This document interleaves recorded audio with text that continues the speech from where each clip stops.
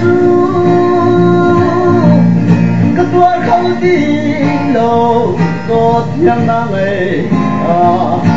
ngày thì câu không cũng đi về đang hoa bằng cả lưng từ hôm nay lâu khi về lệ đang sâu đi ghé mà bằng ăn con từ hôm nay lại đâu khi về chung cùng dân ta là kim từ đúng chia mồ và bằng in vار chăm câu lo cái đó nó đủ lâu buồn nó tốt chia bờ